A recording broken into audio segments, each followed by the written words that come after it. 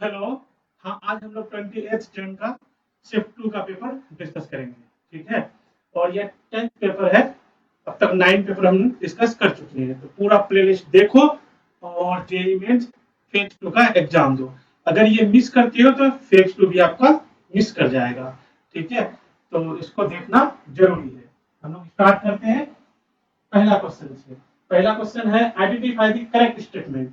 ये correct statement आपको identify करना है। The presence of NO2 group in benzene. Benzene में अगर NO2 ग्रुप प्रेजेंस है तो फिर हमको करेक्ट स्टेटमेंट पता करनी है। ठीक है, बेंजीन में क्या है? NO2 ग्रुप है। बताओ NO2 ग्रुप बेंजीन में क्या करेगा?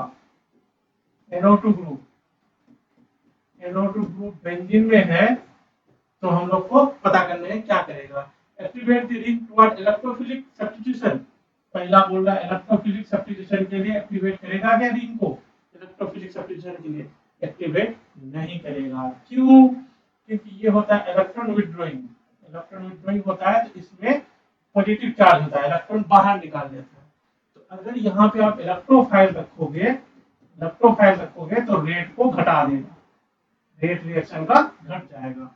तो एक्टिवेट द टुवर्ड इलेक्ट्रोफाइल नहीं, एक्टिवेट नहीं करेगा इलेक्ट्रोफाइल के टुवर्ड, ये डीएक्टिवेट कर देगा। ये क्या कर देगा? डीएक्टिवेट कर देगा। तो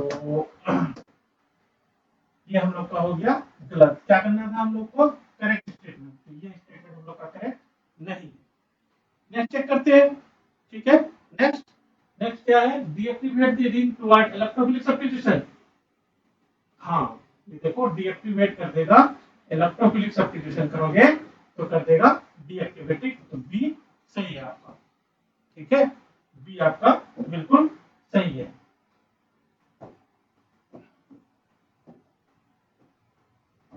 बी आपका बिल्कुल सही है। सी देखते हैं, deactivate the link toward nucleophilic substitution. हाँ, जैसे इसमें नेगेटिव चार्ज है तो यहाँ पे अगर न्यूक्लियोफाइल लाओगे, ये नेगेटिव ये पॉजिटिव आपस में अट्रैक्ट करेगा एक दूसरे को। एक दूसरे को जब अट्रैक्ट करेगा तो हम लोग कह सकते हो ये क्या कर देगा? रेट को बढ़ा देगा, एक्टिवेट कर देगा। ठीक है, activate the ring toward nucleophilic substitution बिल्कुल सही, सी सही है। Deactivate the ring toward nucleophilic substitution नहीं, ये गलत है। डीएक्टिवेट नहीं करेगा, न्यूक्लियोफिलिक सब्स्टिट्यूशन के लिए क्या करेगा? ये एक्टिवेट करेगा ये रिंग। हम लोग का आंसर हो गया बीसी। तो बीसी कर लो और मजे करो। ठीक है, क्वेश्चन आसान था, ये हलवा था। नेक्स्ट क्वेश्चन हम लोग देखते हैं। नेक्स्ट क्वेश्चन देखो, ये भी आसान है, थोड़ा सा याद करने वाला था। Increasing order of boiling point ये तो सबको याद रहता है। बॉइलिंग पॉइंट क्योंकि हाइड्रोजन बॉन्ड है, ज्यादा होता है, बाकी का मॉलिक्यूलर मास पे डिपेंड करता है। बात याद होगा क्या था हम लोग का? HF, HCl, HBr, NHI। सबसे ज्यादा बॉइलिंग पॉइंट इनका है। ठीक है, इनमें से इनका फिर ऐसे ज्यादा है, ये है बॉइलिंग पॉइंट। दूसरा वाला मेन बात है इंक्रीजिंग ऑर्डर। हाँ, तो ये पहला सही था।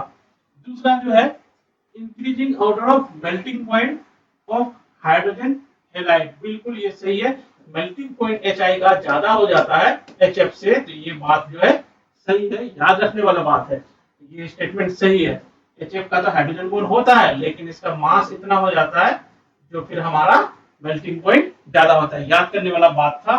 स्टेटमेंट दोनों ट्रू है। Both statement 1 and 2 are true. Both statement 1 and 2 are true.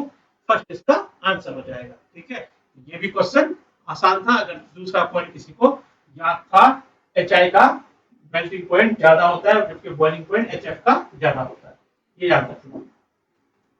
Next, ये क्वेश्चन भी आसान है। आपके पास क्या है? Nitrogen, phosphorus, oxygen, sulphur, chlorine and fluorine, ये सब एलिमेंट है। The number of valence electron present in the element with most and least metallic character. ठीक है, most metallic character and least metallic character यहां से आइडेंटिफाई कर लो, उसमें valence electron आप बता दो। ठीक है, तो कैसे करोगे? हम लोग का होता है नाइट्रोजन, ऑक्सीजन, फ्लोरीन, और उसके नीचे नाइट्रोजन के नीचे फास्फोरस, इसके नीचे सल्फर, इसके नीचे क्लोरीन। तो मेटेलिक कैरेक्टर जो होता है, मेटेलिक कैरेक्टर ऐसे ज्यादा होता है और ऐसे ज्यादा होता है। तो मोस्ट हो गया फास्फोरस। फास्फोरस का वैलेंस इलेक्ट्रॉन होते हैं कितने? 5। एक पहला हो गया हम लोग का 5 वाला। ठीक है, और मेटेलिक, तो फिर क्या होगा, नॉन मेटेलिक लीस्ट कौन हो जाएगा, ये फ्लोरीन, लीस्ट कौन हो जाएगा, फ्लोरीन, क्योंकि नीचे बढ़ाने से मेटेलिक बनता है, लीस्ट कौन हो जाएगा, फ्लोरीन। तो इसका वैलेंस इलेक्ट्रॉन कितने होते हैं बताओ, 7 होते हैं। आपका आंसर हो जाएगा थर्ड। ठीक है, तो ये भी आसान क्वेश्चन था, कोई डिफिकल्ट नहीं था। एक दो क्वेश्चन आगे चल के कैलकुलेशन खाली प्रॉब्लम है, तो मैं कुछ कैलकुलेशन देखा हूं। ठीक है, जैसे ये वाला में भी थोड़ा सा कैलकुलेशन है, तो हम लोग जल्दी करेंगे। ठीक है, तो यहाँ पे जो है ए बी इक्विलिब्रियम में है, ए जो है 0.5 है, बी है 0.05 हमारा ए है, और बी का वैल्यू है 0.375 है इनिशियल, और इक्विलिब्रियम में है। ठीक है, इक्विलिब्रियम में है 0.1 मोल ऑफ ए, ए क्या कर दिया 0.1 मोल ऐड कर दिया, तो ये कितना हो जाएगा 0.6 हो जाएगा, क्यों 0.5 प्लस 0.1 ये हो जाएगा 0.6 हो जाएगा ए आपका। ठीक है, ये 0.6 हो जाएगा इनिशियल। अब जैसे ये 0.6 होगा तो फॉरवर्ड जाएगा, रिएक्शन किधर जाएगा, फॉरवर्ड जाएगा, तो यहाँ पे ए घटेगा बी बढ़ेगा, जितना ए घटेगा उतना बी बढ़ जाएगा। फिर इसको क्या करेंगे हम लोग, यहाँ लिख लेंगे 0.6 माइनस एक्स, तो ये हो जाएगा 0.375 प्लस एक्स हो जाएगा।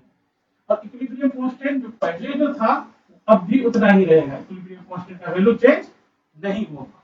ठीक है, तो हम लोग के पास एक इक्वेशन आ जाएगा, पहले का equilibrium constant this by this equal to बाद में equilibrium constant this by this. Equilibrium constant सिर्फ टेंपरेचर से चेंज होता है, कोई भी कंसंट्रेशन से प्रेशर से सबसे चेंज नहीं होता है। ठीक है, तो पहले का क्या है हम लोग का 0.375 डिवाइडेड बाय 0.5 इक्वल टू हो जाएगा हम लोग के पास 0.375 plus x divided by 0.6 minus x। ठीक है, इसको हम लोग कैलकुलेट करेंगे, अब x का वैल्यू निकालेंगे। अगर इसको कैलकुलेट करोगे, x का वैल्यू निकालोगे तो आपका x का वैल्यू आ जाएगा 0.043, आप निकाल सकते हो।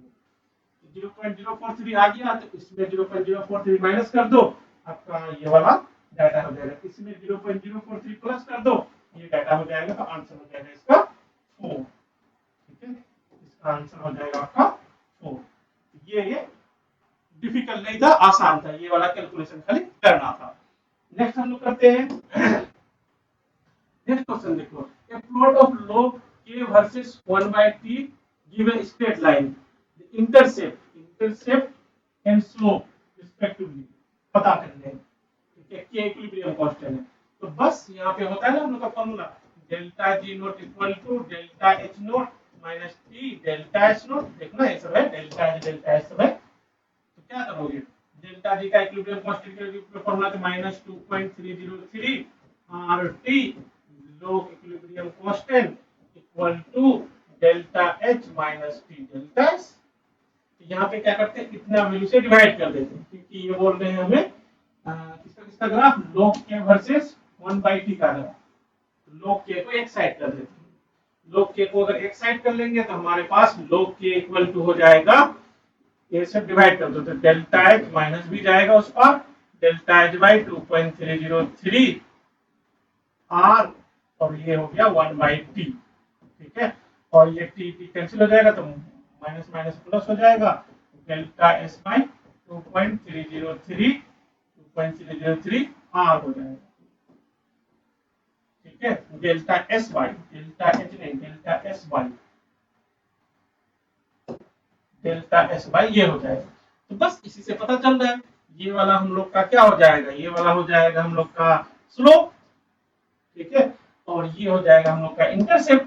स्लोप हो गया minus delta h by 2.303 r minus delta h by 2.303 r। पहले क्या चाहिए, इसको इंटरसेप्ट चाहिए, पहले ये हो गया हम लोग का डेल्टा h और ये हो गया intercept delta h by 2.303 r, तो आंसर हो गया सेकंड। ये भी क्वेश्चन आसान था, और लेकिन अगर इस तरह के क्वेश्चन करके जाओगे तभी कर पाओगे। तो आप सारे क्वेश्चन पूरे 10 पेपर फेज 1 के, ये 10वां पेपर है, पूरा प्लेलिस्ट एक बार देख के चले जाओ एग्जाम देने। ठीक है, नेक्स्ट क्वेश्चन ये देखो, ये थोड़ा रखने वाला रिएक्शन दी है, reaction which produce alcohol as the major product, इसमें बनाता है अल्डिहाइड HCHO बनते हैं, इसमें याद करना होगा आपको ये रिएक्शन सब। इसमें जो है मैग्नीज एसीटेट लेते हैं, एसिटिक एसिड बनाते हैं, 2 कार्बन का आपका बन जाएगा CH3COH, याद रखना पड़ेगा। इसमें अल्कोहल बनते हैं। तो ये आपका आंसर होगा, प्रोड्यूस अल्कोहल प्रोडक्ट होगा। ये क्या होता है, ये वाला एच हट के यहाँ पे अल्कोहल लग जाता है, सी यहाँ पे OH, बाकी ये CH3, ये CH3 और ये भी CH3। ये बन जाएगा आपका एक आंसर। अच्छा हाँ, कॉपर के प्रेजेंस में ये भी अल्कोहल देता है मीथेन में, ये भी याद करना था। ये बन जाएगा मिथेनॉल। तो ये दो आपका बन गया। इसके केस में डबल बॉन्ड जहां होता है, डबल बॉन्ड जहां होता है, इसके केस में KMnO4 उसको कट करके एसिड बना देता है। क्या बना देता है, एसिड। इधर 2 कार्बन का एसिड और इधर भी 2 कार्बन का आपको एसिड मिल जाएगा। बन जाएगा आपके पास CH3COH प्लस CH3COH, ये बन जाएगा। उसका चूज द करेक्ट। हाँ, तो ये आपका अल्कोहल नहीं बना, आपका सी डी आंसर हो जाएगा, C and D third answer हो जाएगा। ठीक है, तो ये थोड़ा सा याद करने वाला था। वैसे भी अगर एक तो अगर पता भी होता नहीं होगा तब भी हो सकता है कट कर दोगे आप। जैसे ए नहीं होगा तो आप इसको भी कट कर दोगे, इसको भी कट कर दोगे। ठीक है, इनमें से ई या ई तो सब जानते हैं, ई नहीं होगा तो आप इसको भी कट कर दोगे, ई के चलते। ठीक है, आसान था ये। 57 57 देखो, consider the following statement about magnet and परमैग्नेट। Magnet कौन है बताओ, मैग्नेट। मैग्नेट है हम लोग के पास परमैग्नेट। परमैग्नेट होता है MnO4 माइनस, मैग्नेट होता है MnO4 माइनस 2। ठीक है, ये है हम लोग का geometry of both the magnet and परमैग्नेट ion is tetra. बिल्कुल, ये चार यहाँ पे होता है, टेट्राहेड्रल होता है, दोनों में टेट्राहेड्रल होता है। इसका बनाओ मैं, इसका यही बनाता हूँ MnO4 माइनस 2, ये होगा आपका मैग्नेट। मैग्नेट का आपका Mn। ठीक है, इस तरह से O, इस तरह से O, इस तरह से O माइनस, इस तरह से O माइनस, ये टेट्राहेड्रल होते हैं। ठीक है, चार तरफ बॉन्ड है, टेट्राहेड्रल होते हैं। तो सही है, दोनों टेट्राहेड्रल होते हैं। MnO4 minus B, MnO4 minus, ये क्या है हम लोग का Mn double bond O, double bond O, double bond O, single bond O minus, ये भी टेट्राहेड्रल होता है। पहला स्टेटमेंट हम लोग का सही है, करेक्ट चेक करना है, करेक्ट चेक करना है। तो ये एक आंसर हो जाएगा, सब में ये है, कोई फायदा हुआ नहीं। The oxidation state of Mn in magnet, magnet ये आपका परमैग्नेट है, परमैग्नेट ये आपका मैग्नेट है। ऑक्सीडेशन स्टेट इसमें +6 है।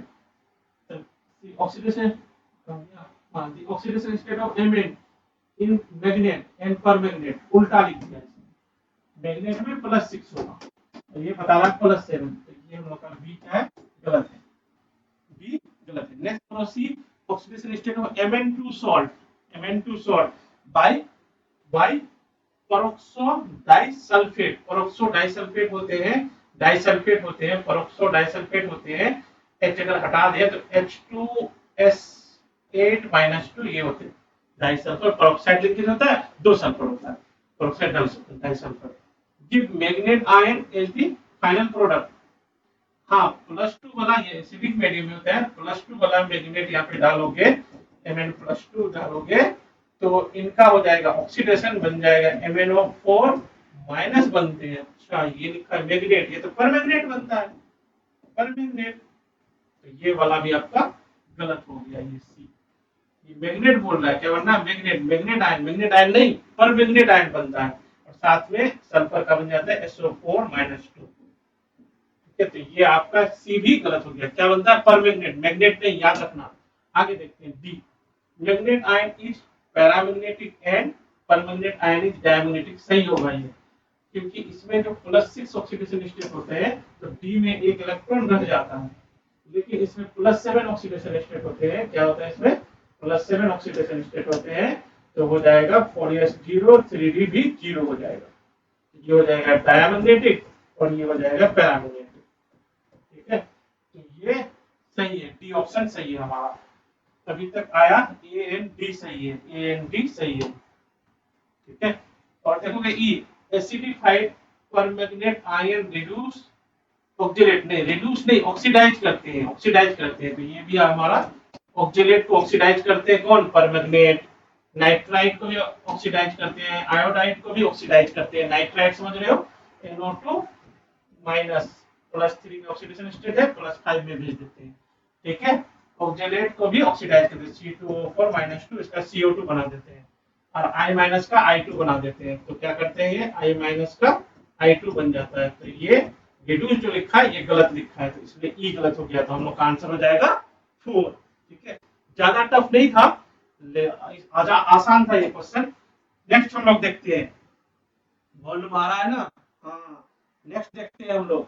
नेक्स्ट क्वेश्चन देखो, which of the following reaction is not correctly represent? कौन करेक्टली रिप्रेजेंट नहीं है? क्या टोल्विन, क्या नहीं टोल्विन नहीं है? ये जो है, अच्छा ये तो फ्री रेडिकल मैकेनिज्म होता है, Br2 कहाँ बनेगा? ये गलत है, Br2 बन जाएगा यहाँ, Br लगेगा टर्सरी पे लगेगा, 3 डिग्री कार्बन पे लगेगा, 1 डिग्री पे मेजर नहीं होगा, 3 डिग्री पे मेजर प्रोडक्ट होगा। ठीक है, और ये यहाँ पे लगा दिया है, तो ये क्या कर दिया है? गलत कर दिया है। इसका सही आंसर होगा Br यहाँ लग करके, ये गलत है, ये वाला सही है। नॉट करेक्टली, तो वर्ड आंसर हो गया, नॉट करेक्टली बोला है। ठीक है, इसमें देखोगे ये सही है, सेंड में रिएक्शन है, N2 प्लस Cl माइनस ऐसे चले जाएगा और यहाँ पे आ जाएगा Br, ये रिएक्शन सही है। Br2HNu ये अल्केन का रिएक्शन है, किसका? अल्केन का। और ये वाला पार्ट हम लोग कर सकते हो अल्केन है, तो यहीं पे लग जाएगा आपको, ये वाला रिएक्शन है, यहीं पे लग जाएगा आपका Br। रिंग में नहीं लगेगा, रिंग में कहीं सिंगल बॉन्ड नेचर नहीं है, सिंगल बॉन्ड नेचर में ही लगते हैं ये रिएक्शन, तो यहाँ पे नहीं होगा। ये Fe ये जो है इलेक्ट्रोफिलिक सब्स्टिट्यूशन है, ES है, और ये ऑर्थो पैरा डायरेक्टिंग होते हैं, तो एक Br प्लस इलेक्ट्रोफाइल आएगा, क्या? Br प्लस, एक आएगा ऑर्थो पे, एक आएगा पैरा पे, और ये भी सही है, ये भी सही है, ये भी सही है, ये गलत है, ये आंसर करेंगे हम लोग, आंसर ये होगा। ठीक है, फिर नोट करेक्टली, नोट आंसर हो जाएगा 1। कोई डिफिकल्ट नहीं था, आसान क्वेश्चन था। नेक्स्ट हम लोग देखते हैं, नेक्स्ट क्वेश्चन। नेक्स्ट क्वेश्चन जो है आपके पास, the wavelength of photon A is 400 nanometre, 400 nanometre वाला ए फोटोन है।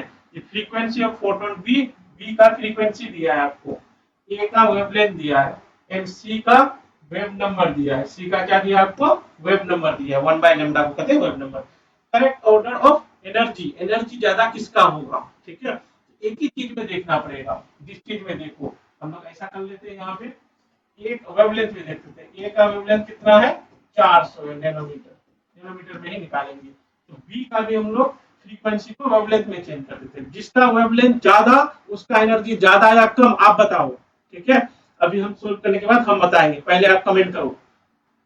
तो हाँ, frequency F, frequency equal to होता है सी बाई लैम्डा, तो इसका आगे हम लोग बी का अगर लैम्डा बी अगर निकाले तो हम लोग का जाएगा सी बाई एफ। सी का वैल्यू हो जाता है, सी का वैल्यू हो जाता है 3 × 10⁸ इंटू एफ का वैल्यू कितना है? 10⁻16। ये हो जाएगा 3 × 10⁻8, ये 30 इंटू कर दो 10⁻9, ये हो गया 30 नैनोमीटर। तो बताओ किसका एनर्जी ज्यादा? बी का जो वेवलेंथ आया आपका 30 नैनोमीटर, और ए का तो पता ही है, दे के रखा है 400 नैनोमीटर। कौन एनर्जी ज्यादा? बताओ कमेंट में, देखते हैं कौन बताता है। अब इसका सी का पता कर लेते हैं। सी का 1/लैम्डा इक्वल टू होता है वेव नंबर। ठीक है, तो वेव नंबर दे रखा है 10⁴ पर सेंटीमीटर। ठीक है, तो लैम्डा कितना हो जाएगा आपके पास? लैम्डा हम लोग इसको पलट दो।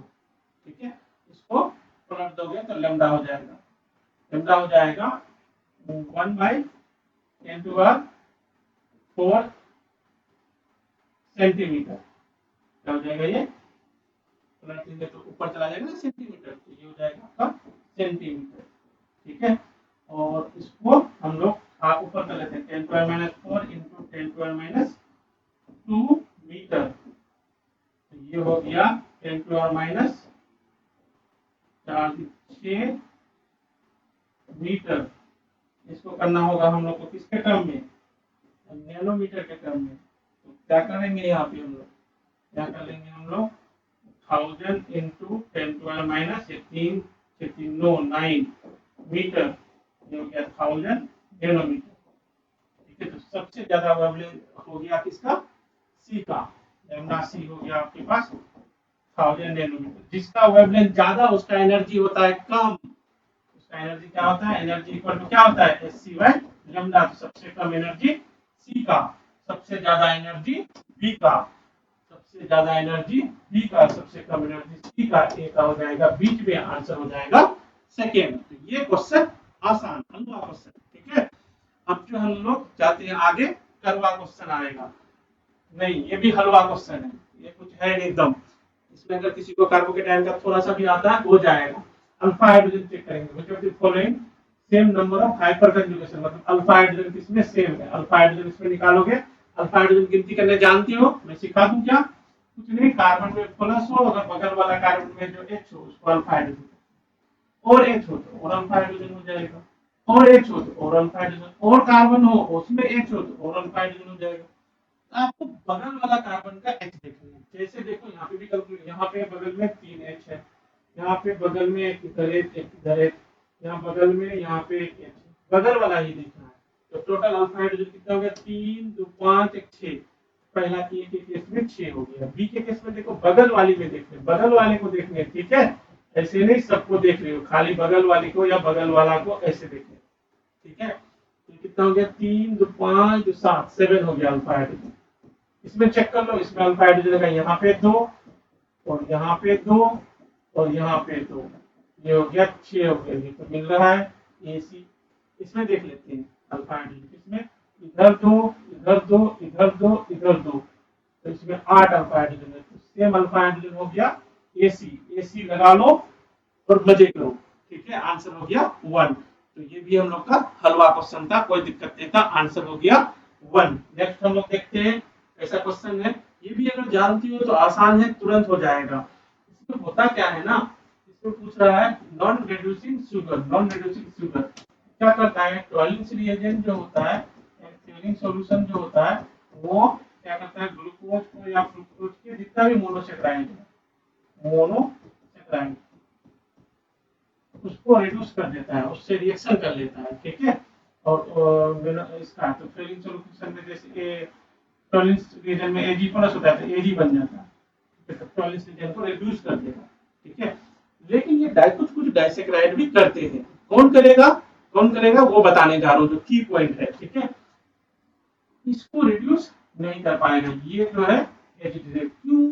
इसमें एक बात और इधर देखो, जैसे C एक यहाँ पे OR हो, ये OH हो, इधर दो बॉन्ड होते हैं, उसको कहते हैं हम लोग हेमी एसिटल कहते हैं। और अगर इसमें अगर इधर भी OR हो इधर भी OR हो, ठीक है, इधर भी OR हो, तो इसको कहते हैं हम लोग एसिटल, हेमी नहीं कहते। ये जो थोड़ा होता है अनस्टेबल होता है, अनस्टेबल होता है, ये वाला हेमी वाला।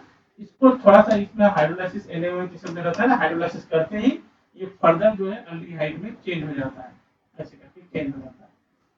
तो अगर ये हेमी जैसा पार्ट है तो वो हो जाएगा रिड्यूसिंग, हो जाएगा, क्या हो जाएगा? रिड्यूसिंग। इसमें हेमी जैसा पार्ट नहीं, दोनों तरफ OR ग्रुप है या कार्बन है, एक ही OR है, तो इसमें रिड्यूसिंग ये शुगर नहीं होगा। यही देख लेते हैं लोग। यहाँ पे देखो, यहाँ पे क्या है ना, देखो एक यहाँ पे कार्बन है, CH2OH है और यहाँ पे OR है, मतलब यहाँ कार्बन में क्या हो गया? CH2 के बाद OH है और इधर OR है और दो बॉन्ड तो ऐसे है। ये रिड्यूसिंग शुगर आपका इस पॉइंट के चलते नहीं होगा। और ये तो कनेक्टेड है, ठीक है? जहां यहाँ पे CO ग्रुप इसका अकेले जब होता था ओपन, यहाँ पे CO ग्रुप होता था, ये कनेक्टेड है, ये कनेक्टेड है, और यहाँ पे जो होता था तो यहाँ पे CH2 है, इसलिए ये आपका रिड्यूसिंग नहीं होगा। ये हो जाएगा। यहाँ पे देखो, यहाँ गौर से देखो, इस कार्बन में क्या इधर OR है और इधर यहाँ OH, ये हेमी हो गया, हाइड्रोलाइसिस होके ये ऐसा हो जाएगा। और ये वाला भी हेमी है, इस कार्बन में देखोगे तो ऐसे देखो OR ग्रुप है और ऐसे ये OH है, हेमी पार्ट है, ये भी हेमी पार्ट है। ये सब रिड्यूसिंग होगा, रिड्यूसिंग होगा, ये होगा non reducing, non reducing sugar. Non reducing sugar पता करना था तो 1 इसका आंसर हो जाएगा, ठीक है? एक बार गौर से देखना इसको बारीकी से। नेक्स्ट है, ये भी आसान क्वेश्चन है, बड़ी बात कुछ है नहीं इसमें। मैच द लिस्ट 1 लिस्ट 2 के साथ मैच करना है। इधर सारे जेनन के कंपाउंड है, उधर अलग अलग कंपाउंड, किसके साथ कौन मैच खाता है, ठीक है? मैचिंग समझते हो ना, हम लोग देखने जाते हैं मैचिंग होता है कि नहीं, वही मैच खाना है यहाँ पे। XCO3 किसके साथ मैच करेगा? XCO3 में जो होगा ये होगा XC, ये इसमें वैलेंस इलेक्ट्रॉन होता है 8, तो 6 इलेक्ट्रॉन चला गया बॉन्ड बनाने के लिए, बचा एक लोन पेयर। तो यहाँ पे क्या मिलता है आपको? 3 सिग्मा बॉन्ड कितना? 3, और नॉन पेयर कितना मिल गया? 1। ये चीज किसमें होता है? अमोनिया में। इसका हो जाएगा आपका 2, ठीक है? ये मैच इसमें देखोगे तो इसमें सिग्मा बॉन्ड 2 है और नॉन पेयर इसमें अगर चेक करोगे टोटल तो 2 चला गया बॉन्ड बनाने के लिए, बचा 6 इलेक्ट्रॉन, तो 3 लोन पेयर होते हैं। समझ पाए? इधर बना के दिखाओ, Xe में और 2 फ्लोरीन 2 को इलेक्ट्रॉन लेके बॉन्ड बना दिया, ठीक है? बाकी तो बचा, बाकी कितना इलेक्ट्रॉन मिला, 6 इलेक्ट्रॉन, तो 2 2 4 6, यहाँ सिग्मा बॉन्ड मिल गया 2 और लॉन पेयर मिल गया 3, टोटल मिल गया 5 sp3d। तो ये हो जाएगा आपका I3 माइनस I3, एक I बीच में होता है, एक I इधर, एक I इधर। जब ये I माइनस होता है, बीच वाला I का आप एक वैलेंस इलेक्ट्रॉन बढ़ा सकते हो, ठीक है, ऐड कर सकते हो। तो ये देखो सिग्मा बॉन्ड 2 होता है, यहाँ पे क्या हो गया, बीच वाला I का सिग्मा बॉन्ड 2 और लोन पेयर हो गया 3, इससे मैच किया, ये क्या बी मैच किया 3 से। ऑप्शन में आप जा सकते हो, आंसर निकलने लग जाएगा।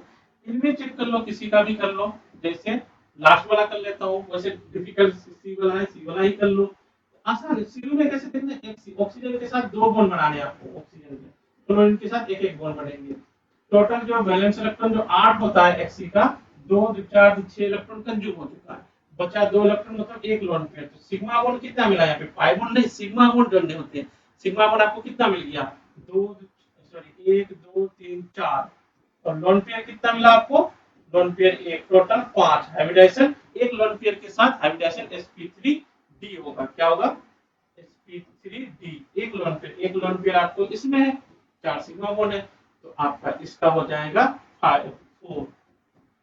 अब मिला लो, ठीक है, तो क्या निकल सी का किससे मिला, ए का 2, ए का 2 बी का 3, ए का 2 बी का 3 इसमें भी है, ए का 2 बी का 3, सी का हो गया 4, सी का 4 इसमें है, तो आंसर हो गया ए हो गया आंसर। तो कोई डिफिकल्ट नहीं है, आप खाली सारे क्वेश्चन देखते जाओ तो लाइफ बन जाएगा। बस एक बार ये प्लेलिस्ट चला दो, सारे क्वेश्चन देखते रहो, ठीक है, मजे करते रहो, जीते रहो जिंदगी। अगर नहीं देखोगे दिक्कत हो जाएगा। ये वाला देखो, student perform analysis of aliphatic organic compound है, एलिफेटिक ऑर्गेनिक कंपाउंड है जिसमें कार्बन हाइड्रोजन और नाइट्रोजन का परसेंटेज दिया हुआ है इस कंपाउंड में। On treatment with HNO2 and H2O, HNO2 और H2O से जब इसको ट्रीटमेंट करते हैं, प्रोड्यूस अनदर प्रोडक्ट Y, ये था हमारा X और ये बनते हैं हमारा Y, which did not contain nitrogen। मतलब X ही पता करना, ये सब कोई ना कोई X है, समझ पा रहे हो आप, ध्यान से समझो। इसको अगर ये बोल रहा है, इसको अगर मान लो ये आंसर हो, तो अगर इसको अगर HNO2 से रिएक्ट करा देते हैं एसिडिक मीडियम में, H2O में रिएक्ट करा देते हैं, तो जो बनता है उसमें नाइट्रोजन नहीं रहता। तो आसान है, ये क्या होता है हम लोग का अल्काइल ग्रुप का जो डायजोनियम सॉल्ट बनता है, सीधे सीधे अल्कोहल में जाके रुकता है, बीच में रुकता ही नहीं है। मतलब इसका इसका अगर देखो, या किसी का एक जनरल दे देता हूं मैं, RNH2 वाला अगर लोगे और यहाँ पे HNO2 लोगे, तो बन जाता है बीच में RN2 प्लस Cl माइनस, ये रुकते नहीं है, सीधे सीधे वाटर से रिएक्ट करके ये ROH ये रुकते हैं। तो इसमें नाइट्रोजन है क्या, नहीं है नाइट्रोजन, ठीक है। तो पहला वाला रिएक्शन के हिसाब से तो सब हो सकते हैं, देखो ना, जिसमें NH2 ग्रुप होगा वो सब ये काम करते हैं, सब कर देगा। अभी तो कुछ पता चला नहीं है। However, the compound Y upon control oxidation produce another compound Z। अच्छा, ये जो अल्कोहल होता है, अल्कोहल का ऑक्सीडेशन इसका बनाओगे तो अल्कोहल इसका बनाओगे तो क्या बन जाएगा आपका, CH3 CH2 CH2 1 2 3 कार्बन, इसमें कोई, इसका कंट्रोल ऑक्सीडेशन करोगे तो अल्डिहाइड बनेगा। कंट्रोल ऑक्सीडेशन PCC वगैरह लोगे, कंट्रोल ऑक्सीडेशन का मतलब धीरे धीरे ऑक्सीडेशन कराते हैं, ये बन जाएगा CH2, ये बोलता है। लेकिन क्या बचता है Y, ये Y जो कौन अल्कोहल वाला को Y बोलते हैं हम लोग, तो Y बनता है, जैसे ये अगर Y है, अगर देखो Y अपन control oxidation produce Z, Z ये बन जाएगा हम लोग को, ठीक है। अगर वन अगर होगा तो, नहीं होगा तो नहीं बनेगा, अभी और भी चेक करेंगे। दैट रिस्पोंडेड टू आयोडोफोम टेस्ट, वो जो Z बनेगा वो आयोडोफोम टेस्ट होगा, ये तो आयोडोफोम टेस्ट होगा ही। आयोडोफोम टेस्ट होने का देखो, आयोडोफोम रिएक्शन हर एक पेपर में आ रहा है, आप अगर करके नहीं जाओगे तो रह जाओगे, मीन्स ये पेपर करके नहीं जाओगे तो गए हो, करण अर्जुन गए हो, ऐसा ही हो जाएगा। हाँ, तो आयोडोफोम टेस्ट का क्या था कहानी, CH3CO ग्रुप होना चाहिए, ये मतलब वन आंसर इसका नहीं होगा। तो आंसर इसका 3 हो सकता है, डायरेक्ट कर रहा हूँ। इसको अगर करोगे तो आपका Y क्या बन जाएगा, थोड़ा सा मैं नीचे जगह ले लेता हूँ और आपको बता देता हूँ Y क्या होगा इसका। इसका Y हो जाएगा CH3, और इसमें देखो कोई नाइट्रोजन नहीं है, और फिर इसका ऑक्सीडेशन करोगे तो बन जाएगा कंट्रोल ऑक्सीडेशन CH3CO CH3। हाँ, ये रहा CH3, तो इसका हो जाएगा हाइड्रोफोबिक, ये एक आंसर हो सकता है। तब तो आंसर तो ये भी हो सकता है। इसका क्या बन जाएगा, एक बार देख लो इसका। पीएच सीएच ये डबल बॉन्ड ओ यहाँ पे और ये CH3 ये बन जाएगा H बन जाएगा। ठीक है, तो ये तो इसका भी CH3 बना, ये भी हो सकता है आंसर। अभी हो सकता है, मैं टिक लगा रहा हूँ, हुआ नहीं है। ये भी हो सकता है, ये भी हो सकता है, ये भी हो सकता है। इसका क्या होगा, हम लोग का पहले यहाँ बन जाएगा OH अल्कोहल और फिर यहीं पे बन जाएगा एक कीटोन, जिस कीटोन के बगल में है क्या है, बगल में कैरेक्टरिस्टिक ग्रुप CH3 है। ये भी हो जाएगा। तो आंसर कौन सा होगा, आंसर होगा तो हाइड्रोजन का परसेंटेज, नाइट्रोजन का कार्बन का जो परसेंटेज दिया हुआ था उससे हम देख लेंगे परसेंटेज किसका मैच कर रहा है। तो जैसे इसके अगर हम लोग परसेंटेज निकालेंगे, इसलिए कंपाउंड अगर X होता है हमारा, तो इसमें अगर हम लोग परसेंटेज निकालेंगे, हाइड्रोजन कितना है 3 3 6 2 8 1 9 9 डिवाइडेड बाय इसका टोटल का मॉलिक्यूलर मास निकाल लो। एक 1 2 3 कार्बन बढ़ते हैं 36 प्लस नाइट्रोजन एक 14 प्लस हाइड्रोजन तो 9 था प्लस 9 और कुछ नहीं, जोड़ो इसको, 10 19 9 1 2 3 2 5 59। ठीक है, तो mass of hydrogen divided by total mass into 100 करेंगे, ये देगा आपका परसेंटेज। ठीक है, तो अगर इसको 10 कर दो और इसको 60 कर दो, नीचे वाला को 59 को 60 कर दो, तो आपका ये 60 ये हो जाएगा 600 बाय 6, 100/6 कितना होता है, लगभग लगभग 15-16 के आसपास होते हैं। तो ये आपका हो जाएगा, तो एग्जिट करोगे तो यही आपका मैच करेगा, तो आंसर हो जाएगा 3, बाकी आंसर नहीं होगा। ठीक है, ये था हम लोग का आसान क्वेश्चन, कोई डिफिकल्ट इतना नहीं था। ये देखो, ये थोड़ा सा कैलकुलेशन अजीब है, तो मैं थोड़ा सा जल्दी इसको कैलकुलेट कर दूंगा। Consider the following aqueous solution, ये है correct increasing order of boiling point, boiling point बताना है। तो डेल्टा टीबी अगर निकालोगे तो क्या हो जाएगा, आई इंटू केबी इंटू एम, ये भी तो सॉल्वेंट का होता है, सेम होगा सबका। तो हमारे पास यहाँ पे क्या हो जाएगा, आई इंटू एम कंसंट्रेशन, आई इंटू कंसंट्रेशन जिसका ज्यादा होगा उसका क्या हो जाएगा, बॉइलिंग पॉइंट ज्यादा हो जाएगा। तो हम लोग एक एक का अगर निकालना चाहो यहाँ पे, तो ये कंसंट्रेशन निकालना थोड़ा सा डिफिकल्ट काम है। आई इंटू एम कंसंट्रेशन निकालो तो हम लोग तो निकाल लेते, मोलरिटी निकाल लो, मोलरिटी सेम ही होगा, ज्यादा दिक्कत मत करो। ये 2.2 ग्राम ग्लूकोज है, तो पहले ग्लूकोज का तो आई का वैल्यू 1 होता है, तो पहले मोल निकालना पड़ेगा, 2.2 divided by 180 divided by volume, mole divided by volume in litre, volume in litre यहाँ कर दोगे कितना 125 ऊपर हो जाएगा 1000। ठीक है, अभी करते हैं इसका कैलकुलेशन लोग। तो ये पहला वाला हो गया। दूसरा वाला अगर इसी तरह से करोगे तो दूसरा वाला का हो जाएगा 1.9। ठीक है, और कैल्शियम क्लोराइड है CaCl, तो इसका आई का वैल्यू कितना हो जाएगा, बोलो, आई का वैल्यू हो जाएगा 3।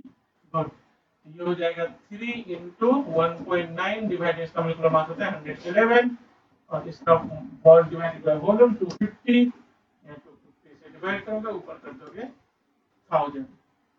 अभी करते हैं इसका कैलकुलेशन में, थ्री थ्री में अगर करोगे उसी तरह से करोगे। थ्री में कौन है, यूरिया, यूरिया का आई का वैल्यू 1 होते हैं, इसका मास हो गया हमारा 9 डिवाइडेड बाय 60 होता है यूरिया का मॉलिक्यूलर मास। ठीक है, यूरिया का मॉलिक्यूलर मास 60 होता है, क्या होता है NH2 CO NH2 निकालोगे 60 आएगा, छोड़ोगे 60, तो ये हो गया मोल डिवाइडेड बाय वॉल्यूम, वॉल्यूम 500 ऊपर चला जाएगा 1000, आई का वैल्यू तो इसका 1 होता है। तो ये हो गया 3 का। उसी तरह से हो जाएगा हम लोग का 4 का। 4 का है क्या, एल्युमिनियम सल्फेट है, एल्युमिनियम सल्फेट का फॉर्मूला हो जाएगा Al2 सल्फेट हो जाएगा 3, और ये है कितना 20.5 डिवाइडेड बाय एल्युमिनियम सल्फेट का मॉलिक्यूलर मास अभी निकालता हूं, तो इसका वॉल्यूम कितना है 750, 750 ऊपर चला जाएगा 1000। तो मॉलिक्यूलर मास एक बार निकाले, दो एल्युमिनियम का 2754 और 396 होता है सल्फेट का, 96 इंटू 3 कितना हो गया, कितने 18 36 37, ओके 27 हो गया, 27 प्लस 1 28 28। ठीक है, जोड़ो तो इसको जल्दी जल्दी जोड़ो, कितना हो गया हमारा 28, 8 4 12 का 2, 9 5 4 4 1 342, ये हो गया पोटेंशियल का आई का वैल्यू बोलो 342, आई का वैल्यू हो जाएगा 2 एल्युमिनियम 3 सल्फेट 5 हो जाएगा, आई का वैल्यू कितना 5 इनटू कर दोगे 5। जब ये कैलकुलेशन को आप करोगे, क्वेश्चन नंबर 64 है, तो पहला वाला डाटा आ जाएगा 0.098, ये कहोगे 0.098 आ जाएगा। दूसरा वाला डाटा जो आपका आ जाएगा ये आ जाएगा 0.2, लगभग 0.2 आ जाएगा। और तीसरा वाला डाटा जो आप अगर इसको कैलकुलेट करोगे तो ये आ जाएगा 0.3, और फोर्थ वाला डाटा इसको कैलकुलेट करोगे तो ये आ जाएगा 0.4। तो सबसे ज्यादा हो जाएगा, देखो ज्यादा delta T elevation in boiling point होते हैं, एलिवेट कर जाएगा तो ज्यादा बॉइलिंग पॉइंट हो जाएगा जिसका डेल्टा टी भी ज्यादा होगा। सबसे ज्यादा हो जाएगा 4 का, फिर हो जाएगा 3 का, 4 का, 3 का, ये आंसर हो जाएगा, फिर हो जाएगा 2 का, फिर हो जाएगा 1 का, आंसर हो जाएगा इसका 1। समझ गए कैसे करते थे? गुड। तुम लोग तो मजे करो, ठीक है, साथ पूरा प्लेलिस्ट देख लो, तो बिंदास होके एग्जाम देने जाओ, 80+ मार्क्स आएगा। अगर देख के नहीं जाओगे तो उल्टा हो जाएगा, 1/8 नहीं, 1/80 नहीं, 0.8 ऐसा नंबर बन जाएगा। तो करके जाया करो। The correct order of acidic state of the major product, हाँ इसका पहले प्रोडक्ट निकालो, फिर उसका एसिडिक स्टेट पता करेंगे। तो देखो तो ये देखो डायजोनियम सॉल्ट बनाएगा NH2 के साथ, डायजोनियम सॉल्ट में ये CuCl लोगे तो सेंडवियर रिएक्शन है, Cn आ जाएगा। मैं बनाऊं क्या? पहला जो रिएक्शन करोगे 1 तो आपका बन जाएगा PHN2 प्लस Cl माइनस, फिर दूसरा रिएक्शन करोगे आपका बन जाएगा PHCl, फिर तीसरा रिएक्शन करोगे, मैं लिखता हूँ तीसरा रिएक्शन करोगे आपका बन जाएगा, तीसरा रिएक्शन उस तरह से लिखा उसने हाइड्रोलाइसिस है PHCOH, ये आपका एसिड इसका इधर। हाँ ये तो टॉयलेट रिएजेंट है, टॉयलेट रिएजेंट एल्डिहाइड को एसिड बना देता है, सीधे सीधे बी का हो गया हम लोग के पास CH3CH2COH, ठीक है। और सी का मीथेन, और ये अभी देखे थे हम लोग, ये एल्डिहाइड बना देता है, ये क्वेश्चन उधर भी था। तो पहला वाला रिएक्शन करोगे तो बन जाएगा आपका HCl2, फिर दूसरा जो ऑक्सीडाइजिंग एजेंट है ऑक्सीडेशन करके बन जाएगा HCO2, तो C आपका हो जाएगा HCl HCOH, ये हो जाएगा। इसका pH यहाँ पे जो CH2 माइनस है, यहाँ CO2 कार्बन में प्लस चार्ज होते हैं वहां आ जाता है, तो उसके बाद हाइड्रोलाइसिस होकर के H+ आके बन जाता है COH। इस रिएक्शन को कोलबैक भी रिएक्शन कहते हैं, PHCH2COH, ये बन जाएगा। तो अच्छा इनमें एसिडिक बताना है, सबसे ज्यादा एसिडिक कौन होगा, ये भी है इधर। सबसे ज्यादा एसिडिक आपका हो जाएगा सी हो जाएगा 1, फिर हो जाएगा आपके पास ये हो जाएगा ये वाला एसिडिक, फिर ये ज्यादा ये बेंजीन वाला थोड़ा ज्यादा हो जाएगा तो ये हो जाएगा 3, और सबसे कम हो जाएगा ये 4 एसिडिक। तो सबसे ज्यादा हो गया सी, फिर ए कहां है, गलत कर दिया क्या होंगे, नहीं सी ये रहा, फिर हम लोग तीसरा में चले गए बी, फिर ये बी रहा, फिर ये आंसर हो गया 4, ठीक है। तो ये हम लोग का 10वां पेपर चल रहा है। आगे क्या करेंगे? अच्छा एक पेपर में और बनाने जा रहा हूँ, ऐसा पेपर बनाने जा रहा हूँ, 10 पेपर करने का मुझे एनालिसिस समझ में आ गया है, ऐसा पेपर बनाने जा रहा हूँ जो उनसे 25 क्वेश्चन का बनाएंगे, 20 क्वेश्चन तो आ जाएगा, 20 क्वेश्चन आ जाएगा, ठीक है, मैं गारंटी देता हूँ 20 क्वेश्चन आ जाएगा। और एज इट इज क्वेश्चन नहीं, डाटा नहीं, तो कम से कम रिलेटेड तो आएगा ही, calculation different. Total number of alkali insoluble sulphonamide obtained by reaction of given amine, ठीक है। तो टोटल नंबर ऑफ, ये बोल रहा है amine obtained by the reaction of given amine with Hinsberg reagent. Hinsberg reagent जानते होंगे क्या हो जाता है, बेंजीन हो जाता है SO, ये O और ये Cl, इससे रिएक्ट करके total number of insoluble alkali insoluble कौन सा देगा। चलो थोड़ा सा सुनो, देखो 1 डिग्री जब इससे रिएक्ट करता है हिल्सबर्ग रिएजेंट से, हम लोग इसको HR लिख लेते हैं, हिल्सबर्ग रिएजेंट से जब रिएक्ट करते हैं 1 डिग्री कौन अमाइन करते हैं RNH2, 1 डिग्री अमीन से रिएक्ट करते हैं क्या इससे हिल्सबर्ग रिएजेंट से, तो ये बन जाता है क्या सोलेबल होते हैं, ठीक है। रिएक्शन करके दिखाऊं कैसे, तो ये यहाँ पे लिख लो Cl, सिंपल ये लिख रहा हूँ CO, यहाँ पे O, यहाँ से H और Cl ये हट जाता है, तो और इधर पे pH होता है इसका। तो प्रोडक्ट जो इसका बन के तैयार होगा RN, यहाँ एक नीचे H दिखा रहा हूँ मैं, SO, ये O, ये PH, ये H होता है एसिडिक, इसीलिए हो जाता है ये सोलेबल।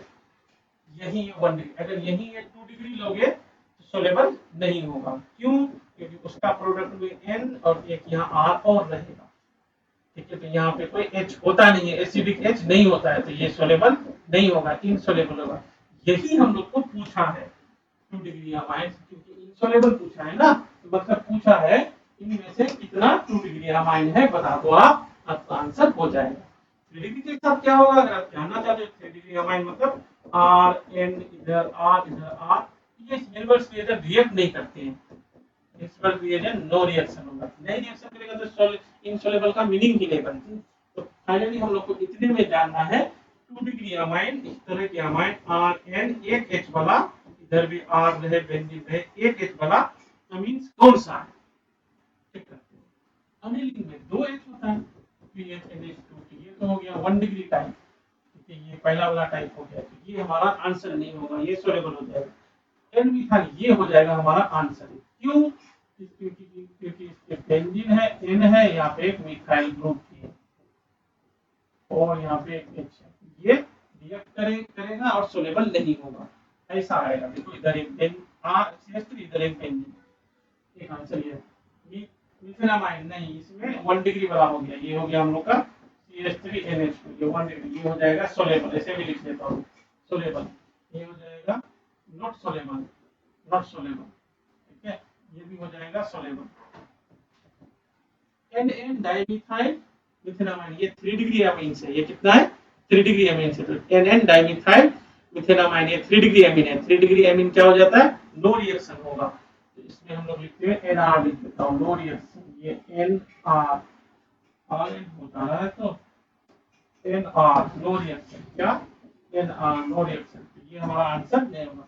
अभी देखिए क्या आया है, एन मिथाइल, हाँ मिथेनामाइन, एन में मिथाइल और फिर एन में मिथाइल, ये वाला है, यहाँ पे भी CH3 रख दो और यहाँ पे भी CH3 रख दो, तो ये हम लोग का एक हो जाएगा, ये हो जाएगा नॉट सोलेबल, आंसर है over. Phenyl methenamine, phenyl methenamine, ये भी हो जाएगा हमारा आंसर। क्यों नहीं, ये आंसर नहीं, फिनाइल मिथेनामाइन है, फिनाइल है मिथेनामाइन है, ऐसा है ये CH2 NH2 1 डिग्री है, और यहाँ पे है फिनाइल, ये नाम है फिनाइल, एक कार्बन का नंबर दिए मिथेनामाइन, ठीक है, तो ये होगा सोलेबल वाला होगा, ये आंसर नहीं होगा हमारा, ठीक है। एन प्रोपाइल, हाँ बिल्कुल एन प्रोपाइल एनिलीन, मतलब 2 कार्बन है, तो ये हो जाएगा, ये एन फिनाइल, ये भी हो जाएगा हम लोग, एन एन 2 वाला नहीं, 3 डिग्री हो गया नहीं, एलाइल एमाइन नहीं, ये 1 डिग्री हो गया, ये भी नहीं, आइसोप्रोपाइल अमाइन, कोई प्रोपाइल, ये 1 डिग्री हो गया हमारा, ये भी नहीं, आंसर हो गया 1 2 3 और क्या 4, आंसर हो गया 1, ठीक है। 2 डिग्री अमाइन पता करने थे, इतना सिंपल था, ज्यादा कुछ था नहीं। नेक्स्ट देखो, ये इनऑर्गेनिक के क्वेश्चन बोरोन के इंपॉर्टेंट है, कई जगह आ चुके, कई पेपर में आ चुके, हमने 10 पेपर आपके सामने ही डिस्कस किए, एक एक बात याद है मुझे, ठीक है। तो बोरोन वाला ये रिएक्शन याद करके जाना, और भी जगह जहाँ पे भी और सब पेपर में बोरोन का रिएक्शन वो भी याद करके जाना। ये तो B4O7 जब हीट करते हैं ना, 4 बोरोन है तो 2 इसमें 2 इसमें जाता है, ये वाला एक बनता है B2O3, इसमें 2 है और इसमें बन जाता है NaBO2, ऐसे 2 से मल्टीप्लाई कर देते हैं। तो ये यहाँ पे अलग कलर से लिखूं, क्या दिख नहीं रहा है आप लोग को शायद, तो हम लोग जो है, हाँ, तो हमारा क्या हो गया यहाँ पे, ये हो गया आपका B2O3 और ये हो गया NaBO2 हो जाएगा। फिर ये जो रिएक्ट करता है Y से, B2O3 से रिएक्ट करता है, B2O3 से ये रिएक्ट करता है, Cu+2 है, तो ये बन जाता है हम लोग का CuBO2 whole twice, CuBO2 whole twice बन जाता है, तो सल्फर का SO3 बन जाएगा, ठीक है। बैलेंस है ये, बैलेंस, ऑक्सीजन इधर है 4 3 7, इधर देखो 4 3 7, सब कुछ बैलेंस है, ये बन जाता है। फिर क्या लिया, जेड को लिया, ये क्या लिया, Z, CuBO2 whole twice plus 2x, ये x लिया, NaBO2 प्लस कार्बन लिया, अब कुछ बना के भी दिया, कार्बन का ऑक्सीडेशन कर दिया +2 में, ठीक है। बोरॉन जो है यहाँ ले आया है, तो कॉपर का रिडक्शन होगा, ये रेडॉक्स रिएक्शन है, किसी का तो ऑक्सीडेशन हो गया ना, इसका ऑक्सीडेशन हो गया, कार्बन का, ये कार्बन का ऑक्सीडेशन हो गया, तो रिडक्शन किसका होगा, कॉपर का हो जाता है, तो ये Cu+1 वाला बन गया, तो यहाँ बन जाएगा BO2, बस ये रहेगा, दो नहीं हुआ, जैसे यहाँ पे दो था, यहाँ पे कैसे था, Cu+2 BO2 माइनस, ये दो लेना पड़ा था, ठीक है, ये बन जाएगा oxidation state of copper in Z, Z कितना हो गया, यहाँ पे जेड, यहाँ पे +2 ऑक्सीडेशन स्टेट है, जेड एन क्यू, क्यू यहाँ पे +1 ऑक्सीडेशन है, तो हमारा +2 n+1 आंसर होगा, सेकेंड आंसर होगा, ठीक है, यहाँ तक कर लिए हम लोग। नेक्स्ट क्वेश्चन देखो 68, हम लोग क्वेश्चन नंबर देख रहे हैं 68, थोड़ा सा कैलकुलेशन है इसमें, CaCO3 + 2HCl, CaCl2 + H2O + CO2, 90 ग्राम CaCO3 लिए, 90 ग्राम में इसका मोल हो जाएगा 90/100, ये हो जाएगा 0.9 मोल, और HCl added to 300 ml of HCl, 300 ml HCl में कुछ कंटेंट इतना परसेंट HCl, मास और डेंसिटी ये है, ठीक है। यहाँ पे एक हम लोग कैलकुलेशन कर लेते हैं, तभी हो पाए, इसका मोल निकालना पड़ेगा HCl का, ठीक है। तो पहले मास निकालते हैं डेंसिटी से, मास इक्वल होगा density into volume, density 1.13 into volume 300, तो ये हो गया मास टोटल, तो मास ऑफ HCl निकालेंगे हम लोग, इसका 38.55% है, 38.55% है, तो निकालोगे 1.13 इनटू 300 इनटू 38.55 डिवाइडेड बाय 100, ये हो जाएगा मास ऑफ HCl, ठीक है। अब मोल निकालना है, डिवाइडेड बाय कर दोगे 36.5, तो ये हो गया मास कट के मोल हो गया, मोल ऑफ HCl, ठीक है। इसको कैलकुलेट करोगे तो हम ना इसको लिख लिए थे, तो मोल ऑफ HCl आ जाएगा आपके पास 3.58, ठीक है, 3.58 आ जाएगा, ये हो गया आपका 3.58 मोल। अब ऑब्वियसली ये लिमिटिंग रिएजेंट, ये कितना होना चाहिए हमको, 1.8 मोल, इसका डबल ले लो या 2 है, 1.8 मोल हो जाएगा, ये 1.8 मोल कंज्यूम करेगा, सीधी सी बात है, ठीक है। ये लिमिटिंग रिएजेंट है हमारे पास CaCO3, इसका डबल ये कंज्यूम करेगा, 1.8 ये कंज्यूम कर जाएगा। ऑप्शन देखते हैं, गिवन मॉडल में गिवन है, तो कौन सा ऑप्शन सही है इनमें से, करेक्ट करना है ना, हाँ करेक्ट ऑप्शन कौन सा है ये करने, फिर देखो ये 1.8 मोल रिएक्ट कर जाएगा, तो इससे माइनस कर दो, ये बच जाएगा कितना मोल, HCl के मोल, बचा हुआ मोल हो जाएगा, मोल HCl लेफ्ट कितना हो जाएगा 3.58 माइनस 1.8, इसको माइनस कर दो, ये माइनस कर दोगे तो ये बच जाएगा आपका 1.76, 1.78 कर दो, ठीक है, तो इतना मोल बच जाएगा, तो ये ऑप्शन को हम लोग रिमेन अनरिएक्टेड, इसके मॉलिक्यूलर मास से मल्टीप्लाई करते हैं, मास ऑफ HCl लेफ्ट मतलब अनरिएक्टेड कितना हो जाएगा 1.78 इनटू 36.5, और ये कैलकुलेट करो लगभग कितना ही आता है, 1 आंसर हो जाएगा, ठीक है। तो कोई दम नहीं था क्वेश्चन में, बस इसका मोल निकालना था, इसका भी मोल निकालना था, ये हमारा हो जाएगा लिमिटिंग रिएजेंट, ये एक्सेस रिएजेंट, ये बचेगा, ये इतना बचेगा, बाकी सब ऑप्शन नहीं है सही, हमने कैलकुलेट किए हैं। नेक्स्ट कर लेते हैं, ये देखो correct increasing order of speed only magnetic moment value of the complex is, magnetic moment value देना मतलब n पता करना है, जिसका n अनपेड इलेक्ट्रॉन, n जिसका ज्यादा वो ज्यादा होगा, स्पिन ओनली मैग्नेटिक मोमेंट वो ज्यादा होगा, ठीक है। पहला जो है Mn Br -2, Br हम लोग का होता है वीक फील्ड लिगेंड होता है, ठीक है, और Mn यहाँ पे +2 में है, पहले से ही हम लोग पता करते हैं, Mn का होता है 25 और Mn +2 का इलेक्ट्रॉनिक कॉन्फ़िगरेशन हो जाएगा 4s 0, s से चला जाएगा 3p हो जाएगा 5, और ये वीक फील्ड लिगेंड है, पेयरिंग नहीं करेगा, D में 5 एडिटिव रहेगा, पेयरिंग नहीं करेगा। आप लोग मेरे से क्लास नहीं ली हो तो अभी पेयरिंग करके नहीं दिखा रहा हूँ मैं, ठीक है, तो आपको पता होगा तो कर लोगे आप, पेयरिंग नहीं होगा तो यहाँ अनपेड इलेक्ट्रॉन आपको मिलेगा 5, पहला इस वाला ये वाला मॉलिक्यूल है, और सबसे ज्यादा इसी में होगा, तो आंसर 5 से ज्यादा होता भी नहीं है, इन दोनों में होगा तो आंसर। आगे देखते हैं कॉपर में। कॉपर जो है +2 में है, कॉपर +2 का इलेक्ट्रॉनिक कॉन्फ़िगरेशन होते हैं, बी वाला देखते हैं हम लोग। कॉपर +2 का कॉन्फ़िगरेशन होते हैं 4s0 3d9। इसमें 9 देखोगे पता होगा, एक अनपेड इलेक्ट्रॉन, यहाँ पे एक अनपेड इलेक्ट्रॉन होगा, बाकी 1 2 3 4 इसमें सब 2 इलेक्ट्रॉन होगा, ऐसे पेयर में होंगे सब। तो सर इसमें भी नहीं बनाए, कोई बात नहीं, इसमें तो बना दिए हमने। 1 इलेक्ट्रॉन है इसमें, अनपेड इलेक्ट्रॉन कितना होगा 1। इसमें आपका मिल गया 5, इसमें मिला 1, ठीक है। NiCl4 -2 इसमें हो जाएगा 0 अनपेड। कैसे, तो देखो Cl है स्ट्रॉन्ग फील्ड लिगेंड, Cl क्या होता है स्ट्रॉन्ग फील्ड लिगेंड होते हैं, तो ये पेयरिंग कर देगा। निकल का एटॉमिक नंबर होते हैं कितना 28, तो ये हो जाएगा Ni+2 है, वहां पे Ni+2 है, इलेक्ट्रॉन कॉन्फ़िगरेशन निकालोगे प्लस चार्ज निकालोगे, ऑक्सीडेशन स्टेट +2 है, तो ये जाएगा 4s0 3d8।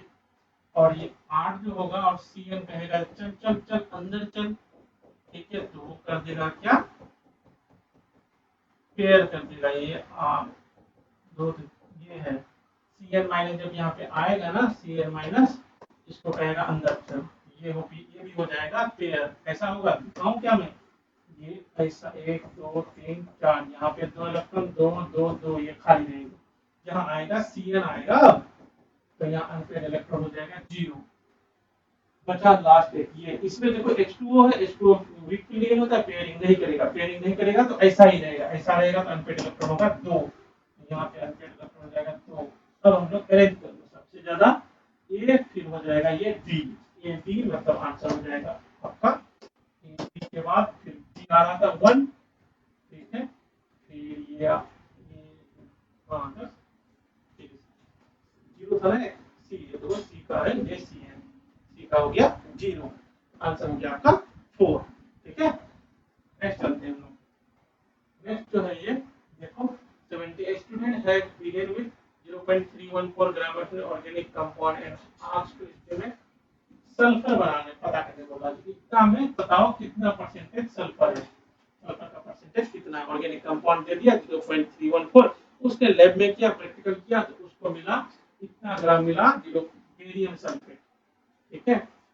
तो फिर वो निकाल लिया, कैसे किया, तो मोल निकाल लो बेरियम सल्फेट का, BaSO4 का मोल निकाल लो, ये हो जाएगा कितना, इसका मास है 0.4813 divided by molar, molar mass इसका बेरियम सल्फेट का यहाँ दे रखा है 233 से डिवाइड करके, इतना ही सल्फर का मोल हो जाएगा।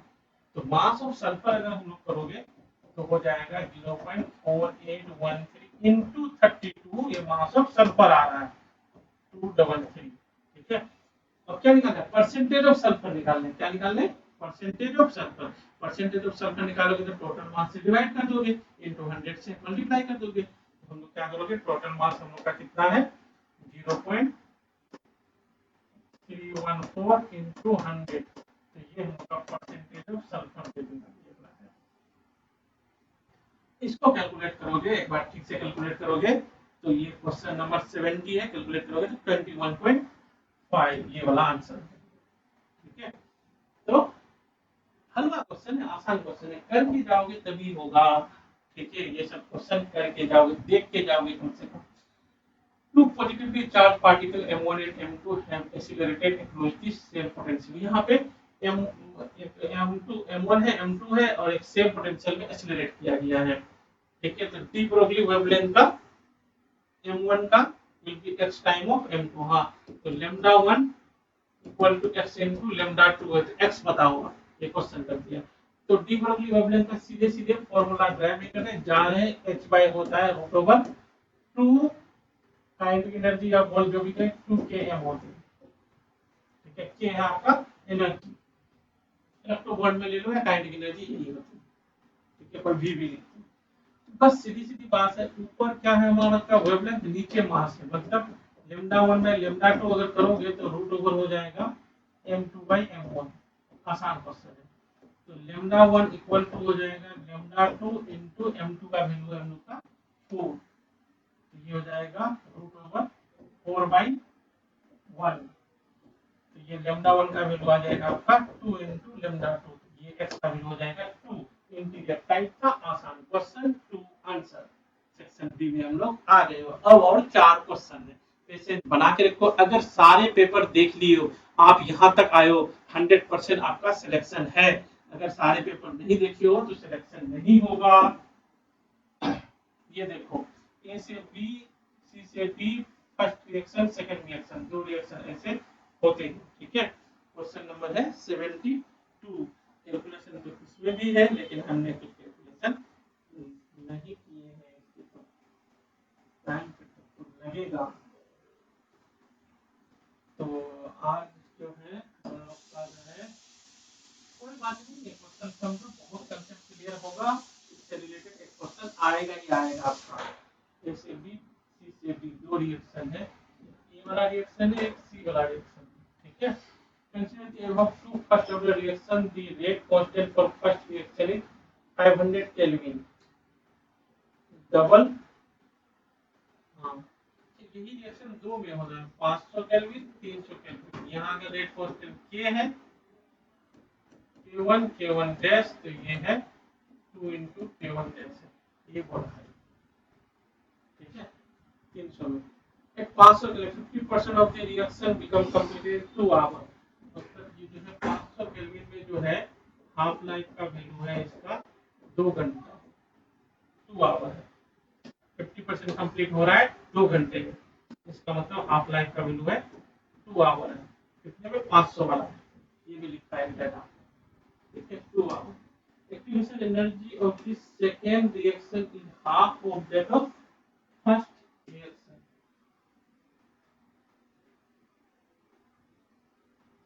इसका एक्टिवेशन एनर्जी मान लो EA1 है, इसका एक्टिवेशन एनर्जी EA2 हो जाएगा कितना? EA1/2, ये लिखा है ना। Activation energy of second reaction is half of that of the first reaction. The rate constant of 500 Kelvin of the second reaction, इसका भी 500 और 300 तक लग रहा है। ये तो कर लेता हूँ। 500 Kelvin में rate constant, the rate constant of 500 Kelvin of the second reaction become double of the rate constant of the first reaction at same। मतलब ये है हम लोग का 2K1। ठीक है, ये डाटा सब लिख रहा हूँ मैं अभी। Same temperature, the rate constant of the second reaction at 300 kelvin. मतलब यहाँ पे K2 डैश आपको निकालना है। ये क्वेश्चन सारे जो वर्ड में लिखा था इसको हमने ऐसे लिख दिया सारे के सारे। अब शुरू करते हैं हम लोग काम। ठीक है, तो यहाँ से निकालते हैं, K1 निकाल लेते हैं, सीधी सीधी बात है। क्यों? कि हाफ का फॉर्मूला होता है ln2/k। तो यहाँ 2 है, ln2/k, k का वैल्यू आ गया हम लोग के पास ln2/2 आ गया। यहाँ K2 निकाल सकते हैं, K2 का वैल्यू आ जाएगा 2 × ln2/2, 2 कैंसिल हो गया, तो K2 का वैल्यू हो गया आपका ln2 हो गया। ठीक है, ये हो गया। अब अलग अलग टेम्परेचर में K का रिलेशन भी है। ठीक है, और इस टेम्परेचर में K चाहिए, तो अलग अलग टेम्परेचर में K का रिलेशन का एक फॉर्मूला होता है, वो फॉर्मूला को हम लोग जगा देते हैं यहाँ पे। ठीक है, बोले सुबह हो गया मामू जाग लो, तो वो वाला हम लोग फॉर्मूला लिखते हैं। देखो तो क्या होता है, log K2/K1, पहले फॉर्मूला लिख लेता हूँ मैं। ठीक है, या स्टार्टिंग से लिखो सीधे सीधे ना, यहाँ पे K1 divided by K1 dash, अलग अलग टेम्परेचर पे लिख रहा हूँ, इक्वल टू हो जाएगा EA/2.303 R, ये होता है T2 - Q1 divided by Q1 × T2। ठीक है, ये हो जाएगा। ये इक्वेशन ए के लिए ले लेते हैं। अब ये उस वाले के लिए लेते हैं, सीधा सा उस वाले के लिए लोगे तो हमारा हो जाएगा ज्यादा वाला टेम्परेचर, ये लेते हैं, यहीं से लिख सकते हो 2K1 divided by K2 dash, K2 dash ही निकाल ले हम लोग, K2 dash equal to EA/2 2.303 T2 minus T1 divided by T1 into T2। और यहाँ पे भी एक चीज हम लोग पुट कर देते हैं K1, यहाँ पे भी था ना इनका रिलेशन, था K1 equal to 2 K1 dash है, ये कट जाएगा। यहाँ पे लिख लो 2 K1 डैश 500 वाला टेम्परेचर ज्यादा ऊपर वाला है इनटू K1 डैश। यहाँ पे K1 डैश के टर्म में लाए तो K1 डैश के टर्म में इसको भी लिख लो, ये कितना हो जाएगा K1 का वैल्यू है 2 K1 डैश, यहाँ पे हम लोग लिख रहा हूँ 2 इंटू K1 का वैल्यू है 2 K1 डैश, हो जाएगा 2 K1 डैश। ठीक है, यहाँ वैल्यू पुट करोगे, यहाँ पे वेरिएबल से बहुत खत्म हो जाएगा। यहाँ पे 2 और है, यहाँ पे ये 4 हुआ था, 2 कहाँ से आता, 2 K1 पुट कर दिए, सॉरी अच्छा डायरेक्ट कर देंगे तो पूरा हाथ और ये कितना हो गया 4 K1 डैश, ये 4 K1 dash by K2 dash equal to ये वाला डाटा हो गया। तो दोनों तरफ ये डाटा सेम है, तो ये चीज को सेम कर दो, इतने को सेम कर दो। ठीक है, इतने को सेम कर दो, ये खत्म हो जाएगा, गायब हो जाता है। और K1 डैश के टर्म में K1 पता है तो K1 डैश भी पता है, K1 डैश ये देखो ना इसे पता है, तो यहाँ से हम लोग का वैल्यू आ जाएगा। इसको ठीक से सॉल्व करोगे तो इसका जो वैल्यू आता है लगभग आ जाता है K2 डैश का वैल्यू 0.5, तो 5 into 10 to the minus 1 solve किए थे हमने, तो ये आ जाएगा 5 आंसर हो जाएगा। नेक्स्ट ये देखो, फॉर द स्ट्रॉन्ग इलेक्ट्रोलाइट लेमडाइम का स्ट्रॉन्ग इलेक्ट्रोलाइट का ये होता है हम लोग का इक्वेशन। ठीक है, मोलर कंडक्टिविटी का। तो ये डाटा दे के रखा है, तो पूछा ए का वैल्यू क्या होगा। ठीक है, इस इक्वेशन को हम लोग सिंपल अगर सॉल्व करना चाहते हैं तो ये हम लोग का y है, तो y इक्वल टू क्या है इक्वेशन हम लोग का, एक c है माइनस m इनटू x देखो। ठीक है, ऐसे और x का वैल्यू क्या है c रूट है, c बड़ा हाफ है। तो हम लोग ऐसा करते हैं कि c गिवन है ना, इसका रूट ही निकाल लेते हैं। देखो डाटा सही दिया, रूट निकालने का, इसका रूट निकालोगे तो 0.2 हो जाएगा, 0.2 ही होगा ना। 4 into 10 to the minus 2 का रूट करोगे तो 2 into 10 to the minus 1 0.2, और ये हो जाएगा 0.3, ये हो जाएगा 0.4, ये हो जाएगा 0.5, ये हो जाएगा।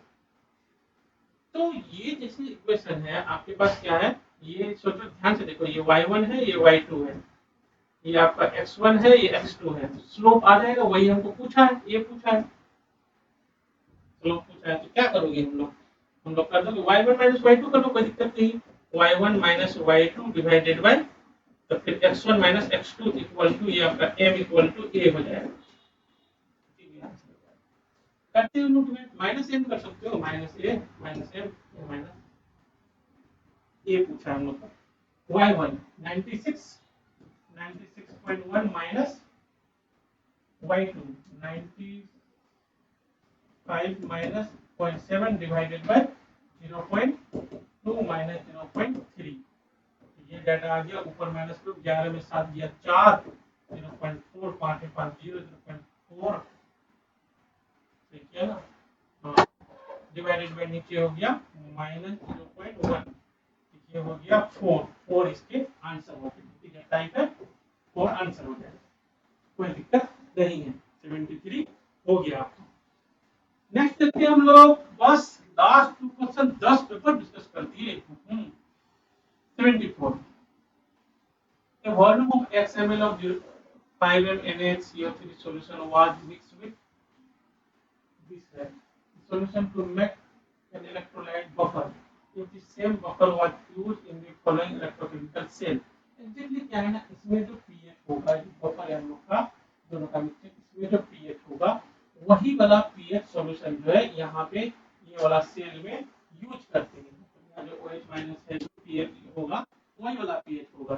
ठीक है, डिफिकल्ट मत समझो, जैसे अगर मान लो यहाँ पे pH होगा तो यहाँ pH हो जाएगा, अंदर कंफर्टेबल होता है, pH plus pH equal to 14, मतलब वही वाला solution pH plus pH equal to 14, वही सॉल्यूशन की यूज। तो हमको पूछ दिया ये x जो है कितना ml होगा, x का वैल्यू क्या होगा। कैसे करेंगे, यहाँ पे हम लोग नॉर्मल इक्वेशन लिख लेंगे, इसमें जो हमारा ये है, इधर क्या हो जाएगा, एनोड होते और इधर होते कैथोड। एनोड एनोड में क्या होगा, ऑक्सीडेशन, तो हम लोग यहाँ पे लिख लेंगे, यहाँ पे लिख लेते हैं हम लोग, ये तो ये इलेक्ट्रोड है, ये तो वायर इसके डिप होता है वो है, तो ये हम लोग का यहाँ पे होगा कम से ज्यादा होगा, कम वाला ऑक्सीडेशन स्टेट SnO2 माइनस है, हम लोग लिख लोगे SnO2 minus plus minus oxidation होगा, इलेक्ट्रॉन रिलीज करेगा, तो ये हो जाएगा आपका SnOH6 और ट्वाइस, और ये हो जाएगा आपका 2 इलेक्ट्रॉन रिलीज कर देगा, 2 ऑक्सीडेशन स्टेट यहाँ +2 है या +4 है, ठीक है, ऐसा हो जाएगा। इसको बैलेंस करोगे तो हम लोग के पास ओनली बैलेंस करना पड़ेगा, चार्ज देखो, ठीक है, चार्ज देखोगे सब कुछ बैलेंस करोगे तो हमारे पास ये आ जाएगा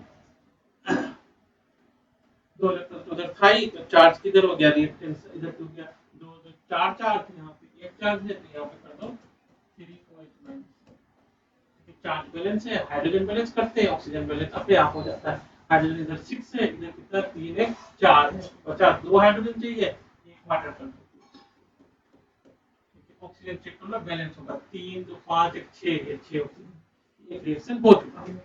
दूसरा रिएक्शन बिस्मथ का लिखोगे, क्या लिखोगे दूसरी तरफ, कैथोड की तरफ क्या लिखते हैं, रिडक्शन, तो लिखोगे हम लोग Bi2O3 प्लस, यहाँ पे Bi का ऑक्सीडेशन स्टेट +2 है, 2 का +6 इलेक्ट्रॉन कर देंगे, ये बन जाएगा Bi, तो 6 इलेक्ट्रॉन के लिए इधर कर लेंगे हम लोग 6OH माइनस, और 6 हाइड्रोजन के लिए कर लेंगे 3 वाटर, ऑक्सीजन देखो बैलेंस होगा 3 3 6 और 6 बैलेंस है, उधर 2 इलेक्ट्रॉन इधर 6 इलेक्ट्रॉन, तो उसको कर देंगे हम लोग 3 से मल्टीप्लाई, इस इक्वेशन को कर दोगे 3 से मल्टीप्लाई, 3 से मल्टीप्लाई करने के बाद हम लोग दोनों को जोड़ करके हम लोग लिखेंगे नेक्स्ट इक्वेशन लिखेंगे, और उस नेक्स्ट इक्वेशन का इतना मिली वोल्ट चाहिए हम लोग को, क्या वोल्टेज, तो क्या कर देंगे हम लोग, E = E नॉट, सेल होता है सेल -0.059 डिवाइडेड बाय 6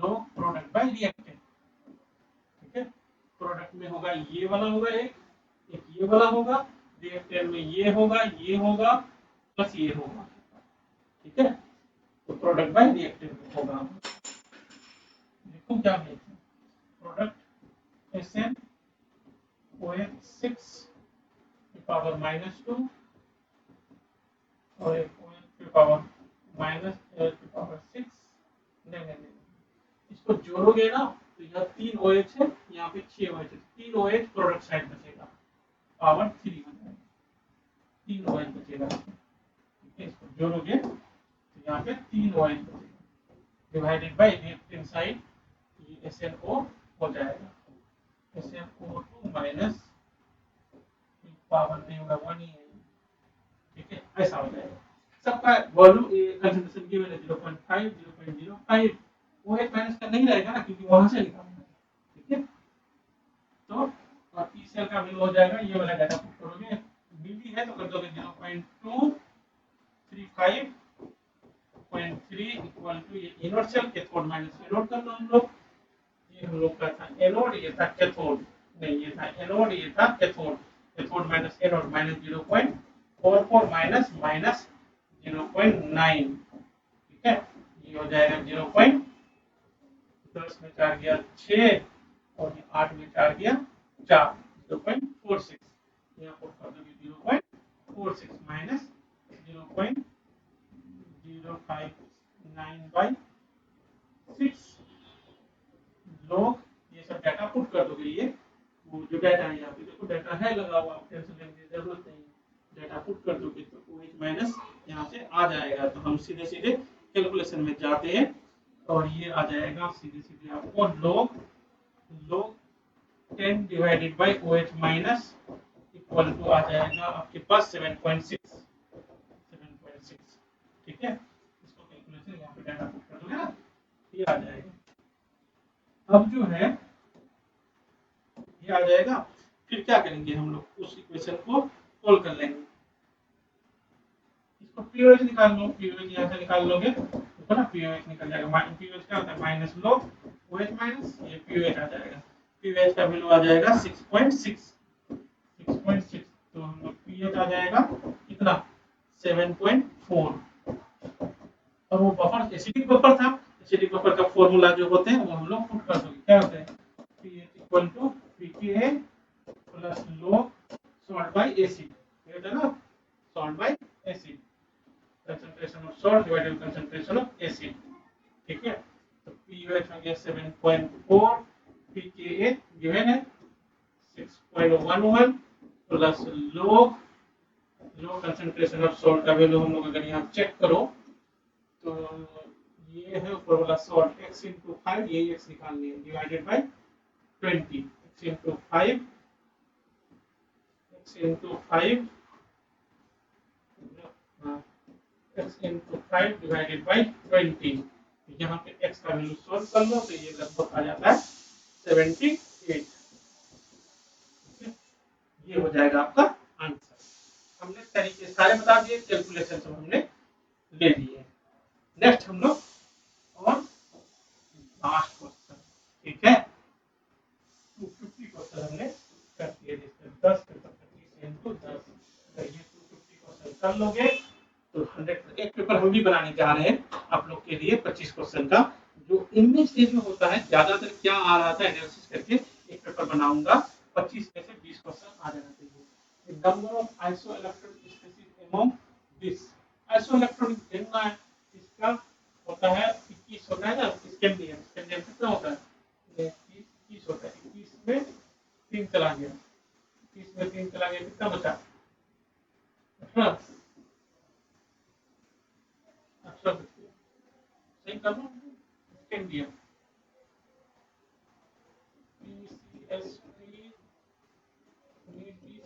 स्कैंडियम हाँ, उसके बाद क्रोमियम होते हैं 24 में 2 चला गया तो हो गया 22, 25 में 3 गया 20 मिल गया आइसोइलेक्ट्रॉनिक, ठीक है। और कोबाल्ट में होता है 27 में 3 क्या बचा 25 और 24 होगा ना 24। और Fe में होता है 26 में 3 गया 23, तो इनमें से ये दो क्या है हमारा isoelectronic, n number of isoelectronic, n mole of AgCl home ये वाला रिएक्शन, इससे अगर हम रिएक्ट करेंगे n नंबर ऑफ AgCl बनेगा। इसका मतलब NW 2 आया, NW कितना आ गया हम लोग का 2 आ गया, तो 2 इससे अगर हम लोग AgNO3 एक्सेस रिएक्ट कराओगे 2 मोल AgCl बनेगा, कितना 2 मोल। इसका मतलब ये 2 CO क्या है बाहर है, ये कहानी है इसका CO En 2 एक NH3 होगा यहाँ पे और एक Cl अंदर होगा, बाकी 2 Cl बाहर होगा, ठीक है। ठीक है, स्ट्रॉन्ग फील्ड लिगेंड सब हो जाएगा, काम करेगा। स्ट्रॉन्ग फील्ड लिगेंड है ज्यादा, स्ट्रॉन्ग फील्ड लिगेंड का काम करेगा तो ये पेयरिंग कर देगा। कोबाल्ट यहाँ ऑक्सीडेशन स्टेट है कितना, कोबाल्ट का है +3 का हो जाता है 4s0 3d6 होता है, 6 के 6 इलेक्ट्रॉन पेयर अप होके रहेगा, तो T2G में कितना आ जाएगा T2G6 और Eg हो जाएगा 0, तो T2G में होगा 6 इलेक्ट्रॉन, ये हो जाएगा 6। लास्ट क्वेश्चन 6 हो गया, ठीक है। मैं बता रहा हूँ आप लोग अगर सारे क्वेश्चन कर लिए तो 100% सिलेक्शन क्या मोर देन सिलेक्शन है। Thank you so much, have a good day. Like करें, सब्सक्राइब करें और कमेंट करें, भर भर करें, शेयर भी करें, जो भी करने का मन करे खूब करें। Thank you.